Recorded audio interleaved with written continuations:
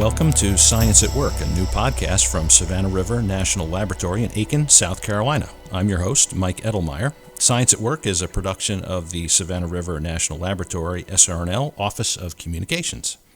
With this podcast, we aim to build understanding of what a national lab is and what it does, so that the non-scientists among us, myself included, understand how SRNL puts science to work in advancing our mission areas of national security, environmental stewardship, and energy resilience. And so we like to speak with the scientists, engineers, and other professionals who are at the heart of who we are, what we do, and why it matters.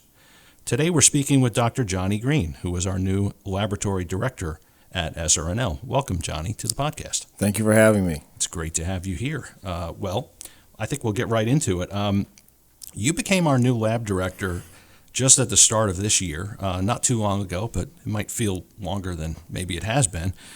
Tell us about what attracted you to SRNL and how your background prepared you for this new challenge. Well, I would say one thing that really attracted me to the laboratory is its location. It's in the southeast, and I think nuclear energy is really important here, and it's a priority, and the mission of the laboratory is critically important for the nation. And so those were things that were really attractive. And I think that the South is, I would say, under the radar screen in terms of technology and innovation. And so I thought that there was an opportunity to really make a difference, not only for the nation, but the region coming here to the laboratory. And my experience at Oak Ridge National Laboratory, where I spent a little over 20 years, which is outside of Knoxville, Tennessee, was helpful, and I was exposed to some of the mission areas of environmental management, NNSA, as well as some of the applied energy programs. And also had the opportunity to spend quite a bit of time at NREL out in Colorado for 8 years, and was exposed to, I would say, security for some of the renewable energy technologies that's relevant to this, and also got the opportunity to spend 3 years on the Defense Science Board. And so that's great. I learned a lot about the national security work that SRNL does when I was on the Defense Science Board. And so that was really, I would say, really an attractive feature for the lab to better understand its critical importance for the nation. That's great. That's great. One additional thing is that I'm from the South. I grew up in between Memphis, Tennessee, and Baton Rouge, and also attended graduate school at Georgia Tech. So a lot of roots here in the South and the Southeast, and so I really love the culture and just love being back home. It's good to have you back. So you've spent time listening to the workforce and the leadership team here, leading us forward in several ways in your short time here at SRNL. Talk about your priorities for the lab and developing a strategy for the future.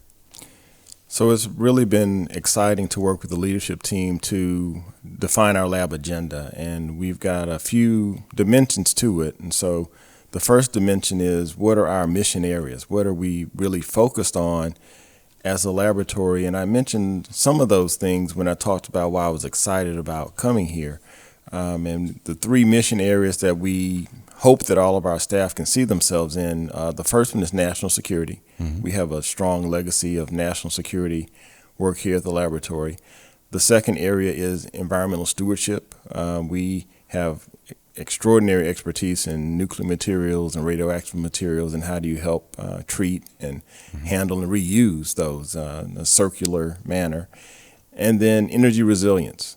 We really want to look at how do you secure the grid, how do you make sure that our energy infrastructure is resilient. This area was terribly impacted by a hurricane recently, and so how can we support efforts to bring back and restore power if needed, or prevent the power from going out? Right. Okay. And what should people know about SRNL's strengths and where we sit within the Department of Energy's network of national laboratories? Well, we're unique. We are the only Department of Energy national laboratory. There's 17 of them, and I'm very fortunate to be leading one of the 17. It's a very rare opportunity to do this. Not many opportunities because there's so few national labs. So what makes us unique is we are the only laboratory that's stewarded by the Environmental Management Office of the Department of Energy. So our legacy comes out of the Cold War.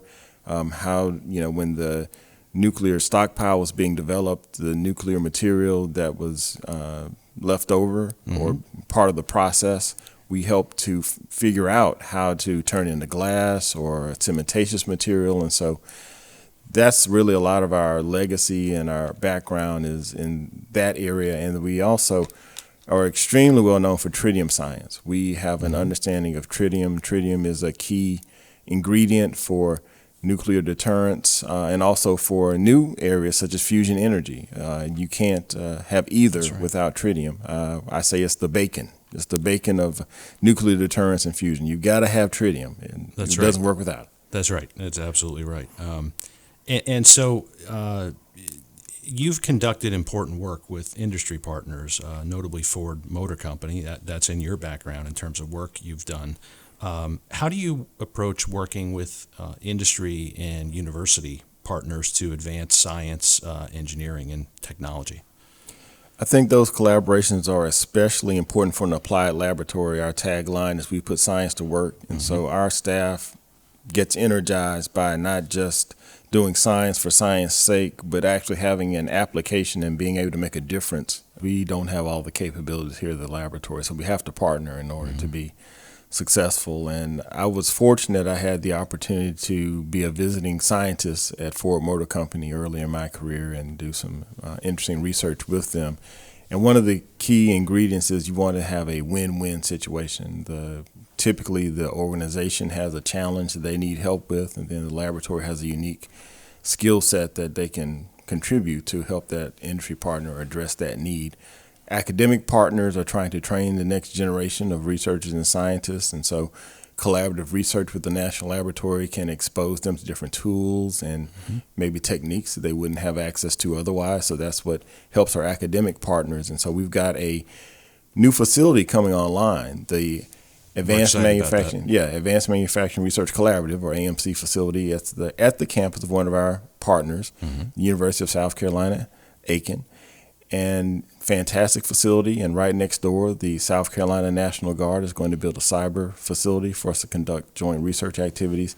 And really the intent of that facility is to be the external facing research and development extension of the laboratory, so we can engage with industry and academic partners in terms of workforce development and research activities to increase our impact within the region and within the community and the nation as well. And so we've got some fantastic fundamental science capabilities in material design and separations, artificial intelligence, automation, manufacturing, and cybersecurity. And what we really want to do is leverage those to address challenges for environmental cleanup technologies, energy infrastructure technologies, nuclear energy technologies. We've got a nuclear energy renaissance happening here in the nation, and also fusion energy, which is also a key priority. And so one example of that is some work that we're doing with a key partner, Silica X. We're working with them right now to develop glass foams that could potentially be used to help treat some of the nuclear material at the 15 sites we're trying to clean up. And so that's one example of a great industrial partnership that's underway that leverages, some of those fundamental capabilities we have and using it for the environmental cleanup area. Yeah, that sounds like a really cool technology, and I'm sure we're going to be doing a lot more of that sort of thing at the AMC. So wanted to ask a question about our interns that we have here and training future scientists. You recently welcomed our largest cohort of interns to SRNL as they become embedded within teams here at the lab. What did you say to them as a former intern and mentor at Oak Ridge National Laboratory to help them work toward their goals for learning or contributing to the science we do at a national lab? Well, first I have to say I love interns. I was an intern. It was a life-changing experience. I love internships. They provide great educational opportunities for the staff, and they bring in new ideas and fresh ideas, and it's really the next generation. Whether they stay here at the laboratory or they go somewhere else, it helps them in their science career and to build their resume and gain fantastic experiences. So I shared with the cohort, how much my internships meant to me when I was a graduate student and the impact they had on me. And I had great mentors. When I was there, Brian West was one of my mentors at Oak Ridge, Stuart Daw, several others. And so they taught me a lot of, fantastic life lessons during that time. And I also was fortunate enough to mentor other interns myself and try to give back and share a little bit of knowledge that I have with interns. But I've always loved STEM outreach. I always loved, supporting and working with interns. And I love it when, it's summertime and they come here and, transform the campus for a few weeks and give us an injection of energy that we need. Yeah, it's great to have that cohort come in, and there's a lot of activity, a lot of energy here. Thank you, sir, for being with us today on the podcast. And thank you all for tuning in. Science at Work is a production of the Savannah River National Laboratory in Aiken, South Carolina.